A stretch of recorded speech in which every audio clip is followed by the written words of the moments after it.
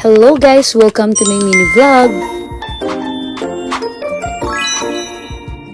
Napansin ko nga na kulang-kulang na yung lashes ko kaya today samahan ninyo ako magpa-eyelash extension. Pagtapos ko nga patulugin si Athena, umalis na rin ako agad ng bahay at paglabas ko nga ito yung nadatnan ko. Grabe talaga, sobrang init. Magpo-4 na nga ng hapon yan pero tirik na tirik pa rin ng araw at sobrang sakit talaga sa balat. Kaya umalis na rin ako agad ng bahay and today kasama ko nga ang ate ko. Kasi gusto raw niya magpa-pedicure kaya sumabay na siya sa akin. Siya na nga rin yung pinag-drive ko and after ilang minutes lang nakarating na rin kami agad. Located nga sila dito sa barangay Isderita, San Antonio, Zambales. Pumasok na rin agad ako and buti na lang wala na silang nakapilang customers. Kadalasan kasi sa tuwing pupunta ako maraming nakapila kaya nag-aantay ako ng medyo matagal. Sobrang dami rin kasi talaga nagpapagawa ng lashes dito kay ate. Kaya swertihan na lang talaga kung pupunta ka na wala masyadong pila. Pagkapasok nga namin, nag-antay lang ako ng mga ilang minutes and maya-maya lang humiga na ako para umpisahan na yung lashes ko. Wala nga si ate na naglalagay talaga ng lashes ko kaya itong kasama na lang niya yung gagawa. Sobrang gaan nga ng mga kamay nila at sobrang pulido ng gawa and worth it talaga yung result. Since 2020,